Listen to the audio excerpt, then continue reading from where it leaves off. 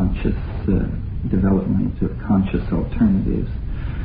But it was not until the Amazon that I saw that this was possible in a way that was accessible to me. So then I concentrated on those people, those chemical families, and that then became the compass for all the work that I've done since then. And I regard the degree more or less as a joke, because it was self-directed study. They don't really, there is no degree in shamanism. But my interest was basically one in the phenomenology of religious experience, religious traditions worldwide, and primitive people against a background of tropical nature. And stumbled onto the mushrooms in the jungles of Colombia in 1971. And was not even particularly interested in mushrooms at the time. We were looking for a less well understood drug that is still not discussed much in the literature, but exists in a very circumscribed area among 3 Indian tribes.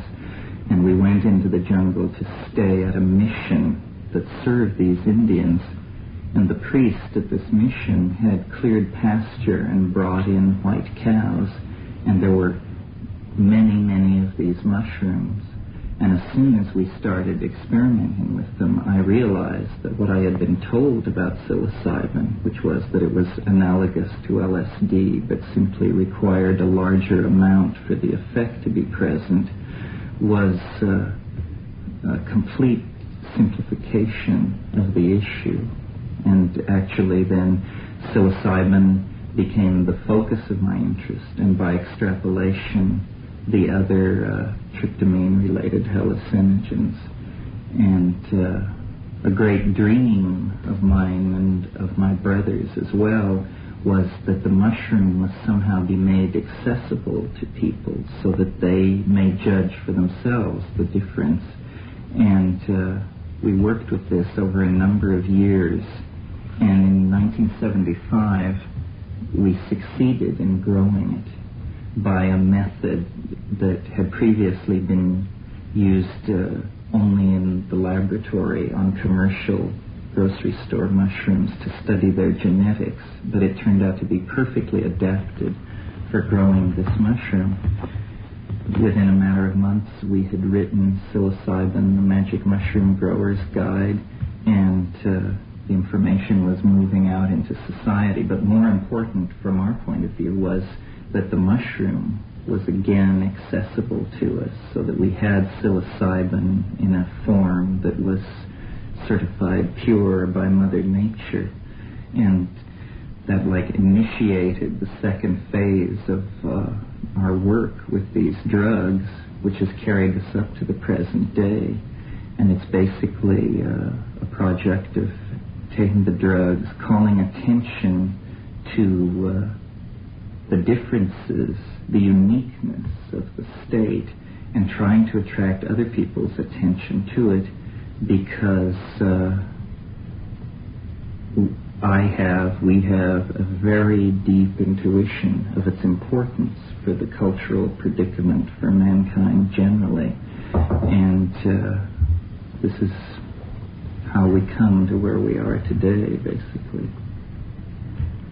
You just mentioned that the mushroom is really important for our culture right now, and you perceive yourself as an advocate to bring into our culture a new element, like an easy way to reach altered states of consciousness. What can we learn from these experiences? Well, the first thing that we can learn is that they exist. In other words, that perhaps it's a truism in the 80s, but at one point it was thought that there were two states of consciousness, awake and asleep. Now there is a gamut of these states, but I still don't believe that the people who deal with consciousness realize how mutable consciousness really is. There is a prejudice against the use of drugs because there is an inherent dualism built into Western thought, where people value the experience if it is endogenously produced through ordeal or personality or dieting, but is undervalued if it comes from drugs. This has, in my opinion, held back the Western development of understanding consciousness, because quite simply, these states I do not believe are accessible by any means other than drugs. And this is heresy to a number of people, but the evidence that I lay in favor of that contention is the history of human art and literature and music and painting is surprisingly empty of the motifs which exist in the tryptamine-induced ecstasy. And always when I speak of hallucinogens, I'm speaking of this limited family of drugs, not LSD or ketamine or mescaline, but psilocybin and DMT and combinational drugs which utilize strategies for making that effect noticeable. And my career is to point at this place in nature which I've stumbled upon and to say, what is this? What do you make of this? What do you, the physicist, you, the psychologist, you, the after-death researcher, what do you make of this place? And even the most sophisticated consciousness researchers tend to hurry over drugs or to focus on one drug to the exclusion of others. And yet psilocybin has not received this kind of attention and treatment. And why that is, I'm not sure. I think that the element of terror involved in doing it, the fact that it does not bathe your ego in a cloud of certitude or assurance that everything is going to be fine. It is much more cut and dried than that, and it's a challenge. It is when you are out in the billows, as I call it, because it seems to come in waves like sets of billows.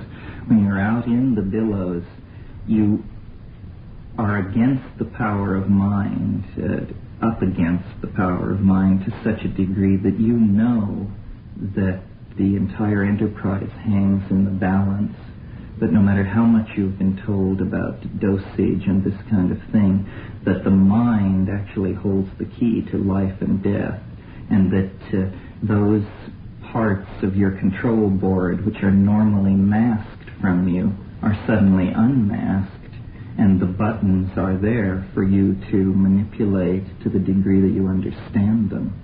And there is an element of risk. I never tell people that there isn't, but I think that the risk is worth it, because I think these bizarre dimensions of beauty and information are actually, it is an intimation of these things that gives human history its coherency. In other words, this is not a peripheral issue to the general phenomenon of human becoming in time. It is actually, because the evolution of the human species is the evolution of the human mind, these consciousness expanding agents actually anticipate an end state in the evolution of the human mind, and so they cast enormous reflections back over the historical landscape. It is they which generate religions and physics and messianic careers and outbreaks of great psychic accomplishment and disgrace. And until we understand this, until we understand that there is a teleological object at the end of human history and that it can be known, we will continue to live the kind of limited intellectual existence that has characterized the last 500 years or so of Western development. Psilocybin, tryptamine, is, in my opinion, the means to eliminating the future by becoming cognizant of the architecture of eternity, which is modulating time and causing history, essentially.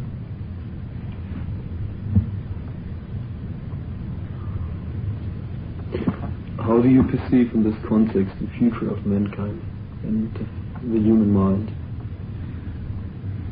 Well, I've said many times, the human history is a lunge across 15 or 20,000 years of time, from the primitive stone-chipping primate to that creature which will walk into a transdimensional vehicle and leave the solar system and human history and the concerns of the human monkey far behind. And this may take 1,000 generations of people, but as a biological fact, as an emergent process of planetary significance, that is only a microcosm, a microsecond of cosmic time. The immediate future of man lies in the imagination, and in seeking the dimension where the imagination can be expressed. The present cultural crisis on the surface of the planet is caused by the fact that this is not a fitting theater for the exercise of imagination. It wrecks the planet. The planet has its own ecosystemic dynamics, which are not the dynamics of imagination. In space, the physical space that surrounds the planet, the modalities of imagination will be the limiting cases of what man can be done. So I see man becoming an artist and an engineer. In other words, flowing into our ideas, perhaps more than we dare even now suspect. In other words, a possible end state of that kind of technical evolution would be the interiorization of the body, of the human body, the individual body, and the exteriorization of the soul. And this seems to me to be what the recovery from Adam's fall allegorically is getting at, that the soul must be made manifest and eternal, and the body must be incorporealized so that it is a freely commanded object in the imagination. And what I mean by that is something like what William Butler Yeats is getting at in his poem Sailing to Byzantium, where he speaks of the artifice of eternity and talks about how beyond death he would hope to be an enameled golden bird singing sweet songs to the lords and ladies of Byzantium. In other words, it's the image of the human body become an indestructible cybernetic object, and yet within that indestructible cybernetic object there is a holographic transform of the body, and it is released into the dream.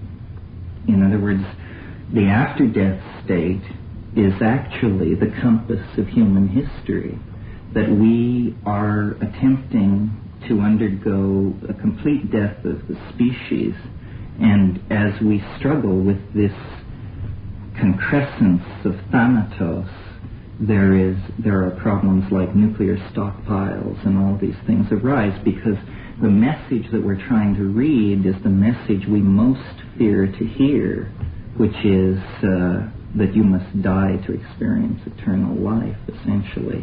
But what this death that we're talking about is an understanding that the human, the Dasein, the being of human beings, desires to be released into the imagination. And until we confront death with the attitude that it is the after-death state that needs to enter history, there will be a great deal of anxiety. It's like a birth. A birth is a death. Everything you treasure and believe in and love and relate to is destroyed for you when you leave the womb. And you are launched into another modality, a modality that you would not perhaps have chosen, but that you cannot do anything about. So I think these drugs anticipate this, because I think that time is the moving image of eternity, as Plato said, and these drugs place you outside of time. Now, the mechanism of how that's done, you can invoke Bell's theorem or just call it pure magic, but it does happen in the here and now. It is accessible. It is not something remote from us. But somehow the clamor of the modern world and in the search for answers, people have feared to place themselves on the line and to actually wrestle with life and death out there in those strange Bardo-like dimensions, not realizing that there is no other way to win true knowledge. I mean, it cannot be easily come by. There is no knowledge without risk-taking. And I see the human future emerging along the lines that the mushroom visions have insisted upon. The proliferation of electronic media, the densification of information, the breaking down of consensus reality, the breakdown of a coherent dogma at the center of physics. All these things indicate that it is slowly becoming understood that the modality of being is the modality of mind. And once that realization is placed in the center of someone's thinking about the world, the importance of these drugs will be seen to be paramount. And once a culture places that understanding in the center of its model of the world, these drugs will then point the way, and we will be much closer to the end of history that I think we all desire, consciously or unconsciously, a cutting of the Gordian knot and a release of the human species and individual into the dream, basically. And primitive people, meaning pre-literate people, they just have circumvented the entire process of history. They have leapfrogged over us. They are already in the dream. They have accepted the drug on its own terms and assimilated it and live with it. The problem with that, for them and for us, is that we are destroying their world, and our intellectual equipment is such that we can never have that naive epistemological approach to these phenomena, because we know about techne. We know that energy can be manipulated to achieve effects, and so it isn't enough for us to try to recreate the shamanism of pre-literate people. We have to go into the shaman space with the a priori categories of Kant, with the eidetic reduction of Wittgenstein, with the ideas of Merleau-Ponty and Whitehead. All the intellectual equipage of our culture must be carried with us into that space to attempt to map it in a way that will be relevant for us and that will point the way toward a shortening of this period of shock and the accumulating shock waves, like the bow shock of ionized particles or energetic particles meeting the magnetic field of the planet. That's what the chaos at the end of history is. Were you just talking about the Bell theory? No, I'm talking about a shock wave which precedes eschatology and is modern times, basically. I mean, it has been increasing throughout history, but as we grow closer to this moment where the human mind will evolve into hyperspace, confusion, the amount of contradiction, the amount of, Q it's called in engineering, just the amount of vibration in the system is increasing to the point where it seems like the system is about to fly to pieces. This signals to me that the onset of the primal crisis, that when we have gone through it, we will then live in this realm of altered understanding that psilocybin and these drugs anticipate. And it isn't a coincidence that they anticipate them. It is, in fact, what eschatological time is what they reveal. That's why the cultures we find using them are eschatological and historical cultures. What is the Bell theorem you were talking about? Well, the Bell theorem is simply an interpretation of an experiment in quantum mechanics which seemed to suggest that information is non-local. In other words, that everything about everywhere can be known here and now, because somehow all information is cotangent to every point in the matrix. I don't pretend to have the background to judge the Bell theorem. What I would say about it is, if it isn't true, something like it must be true to account for the informational content of these drug experiences. If you just take a simple behaviorist model, what is in your head, if behaviorists and reductionist evolutionists are correct, what is in your head should be very adapted to the here and now. It should be efficacious information that bears on your survival.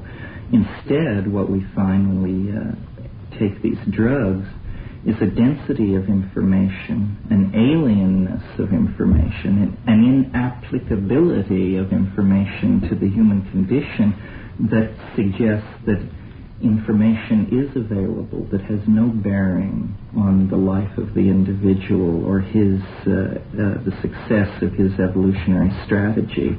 And I just cannot believe that these things are built into the human psyche. I have, as I say, I was involved with Jungian ideas, and those archetypes and those archetypal processes are not what I'm talking about. I'm talking about the thing which, for want of a better word, we call the alien or the extraterrestrial, the thing which comes out of the drug experience that is un-Englishable, beautiful, but so bizarre that it seems to exceed human categories. Some people talk about entities.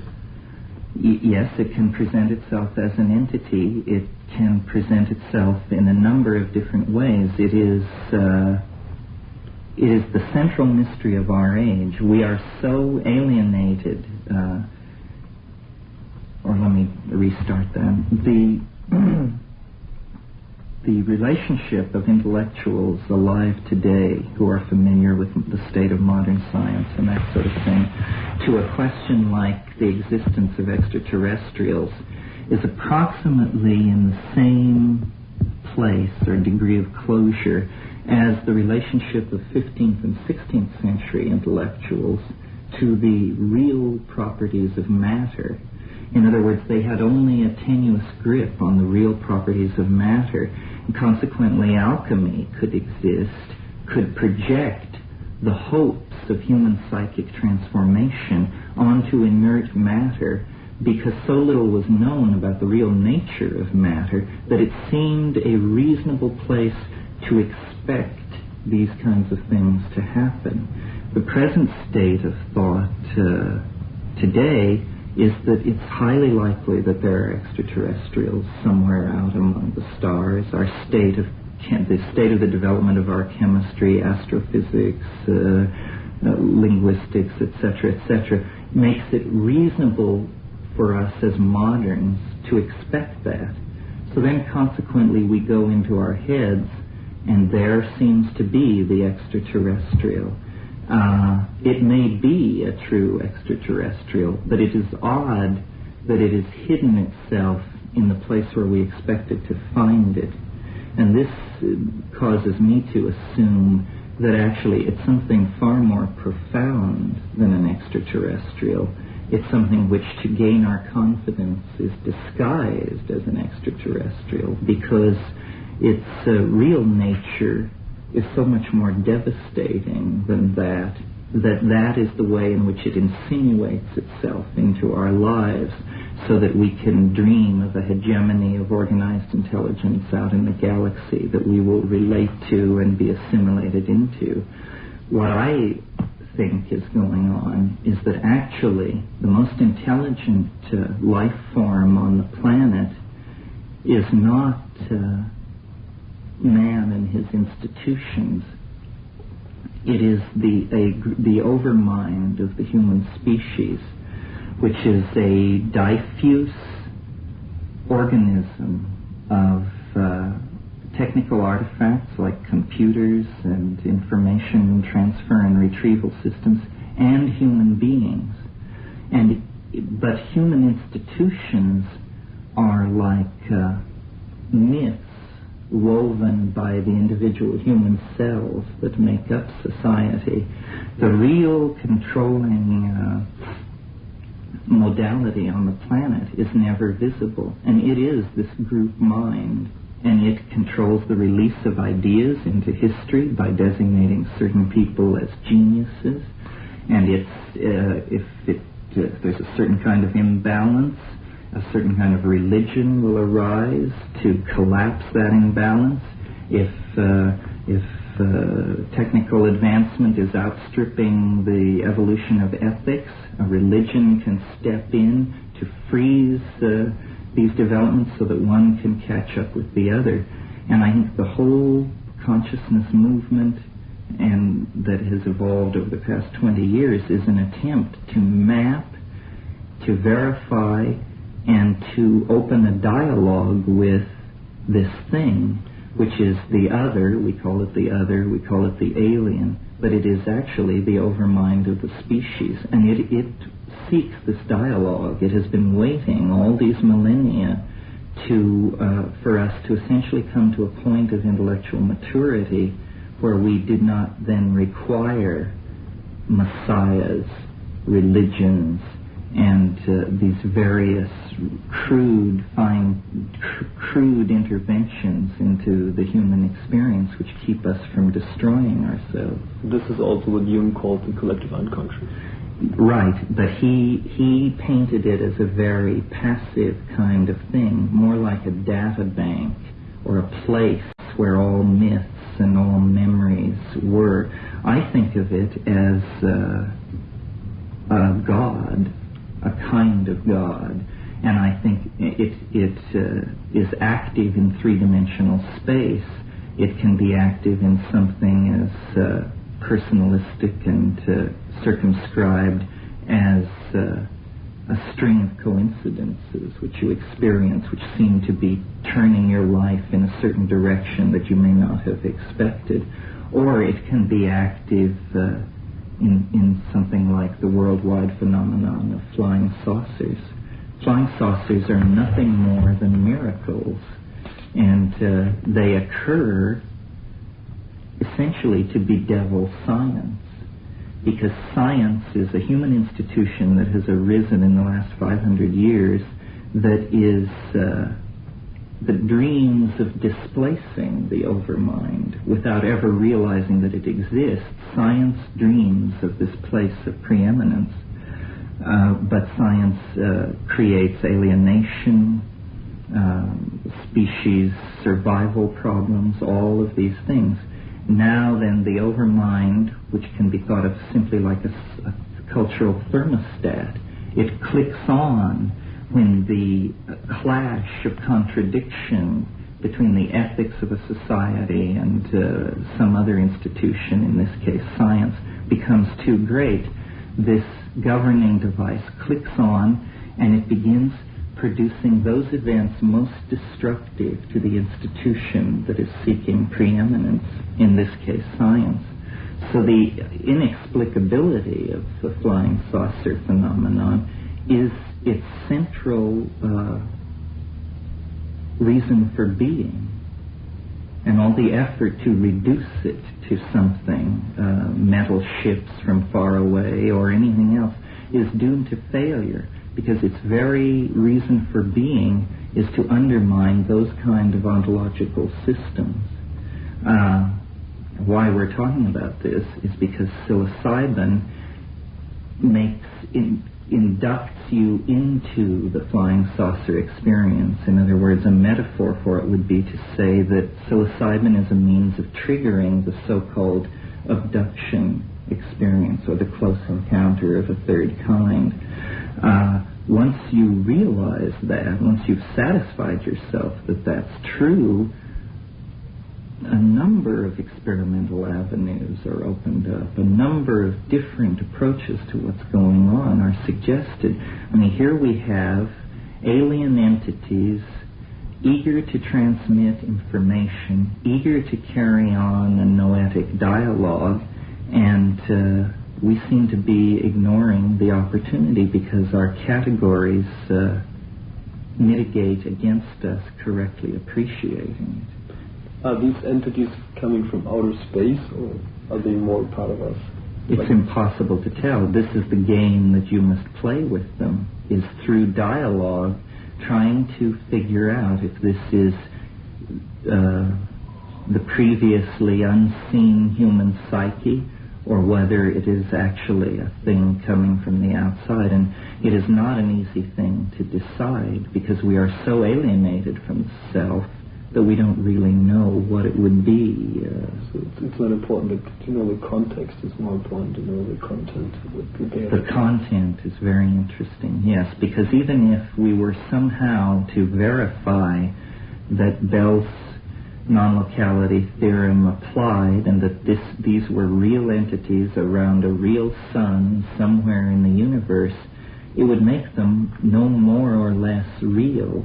In other words, it's a hang-up to demand that they appear in three-dimensional space. I always I have this hang-up, so I don't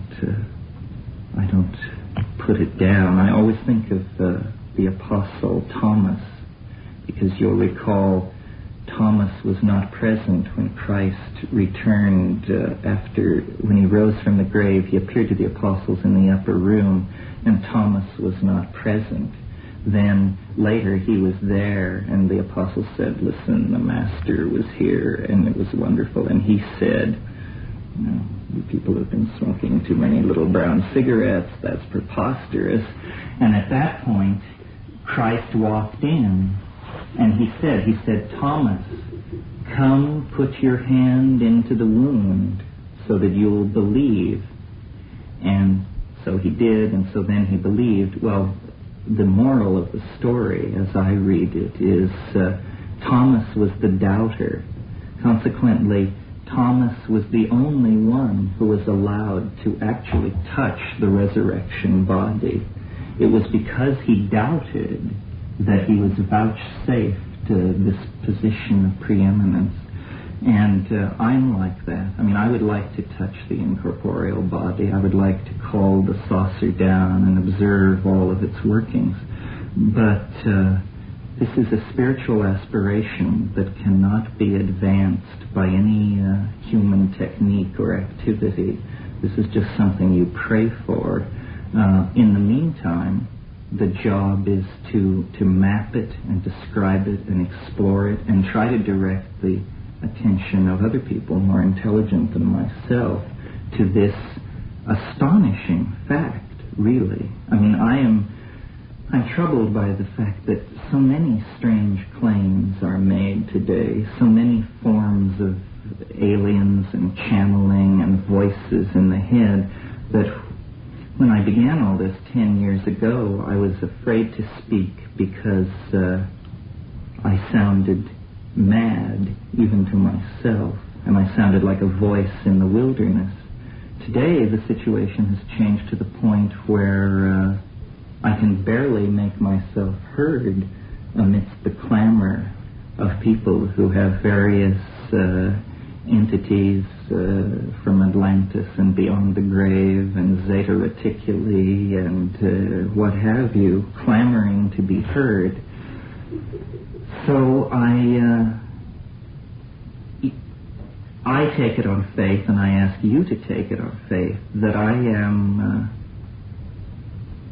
somewhat more objective and somewhat more interested in hard facts than these other channelers. I would like people to take a look at this phenomenon and then tell me what they think. And it involves risk. People fear to do it. Careers are placed on the line. It is not easy to make a career out of taking a psychedelic drug. It is not a thing which mixes well with the politics of any institution, a university, a research institution, that kind of thing. Perhaps this is why shaman are the primary sources of information about it. Terry, are you a shaman? Are you an exploring shaman? I'm an exploring shaman. I wouldn't claim to be a shaman, but I think anybody who takes these things and goes out and tries to navigate through and make maps and bring back data is a shaman for sure. Do you want that everybody takes this drug, goes out and takes the drug? Or? No, I don't think so. I think it's very dangerous. I do not tell people that it's safe because I don't have the faith that it's safe. I know what the pharmacological literature says, and it says that it's safe, that at the doses where these effects occur, there can't possibly be a problem. But this seems to me to be the naivete of materialists, and we shouldn't be in a hurry to believe them, even though it might make us more comfortable to do so. In other words, it's saying, the drug may not be toxic, but you may be self-toxic, and you may discover this on the drug in the drug experience. So you have to hone yourself and be clean, and you never know if you're clean enough until it's too late, because each journey into that dimension is a total existential commitment, and the element of fear is always there. I mentioned this morning, that I think the fear validates it. I think it's fine to take drugs for pleasure, but it should be labeled as taking drugs for pleasure. And the high doses of psilocybin that are necessary to elicit entry into these places, it requires, as it says in Hamlet, you must screw your courage to the sticking place.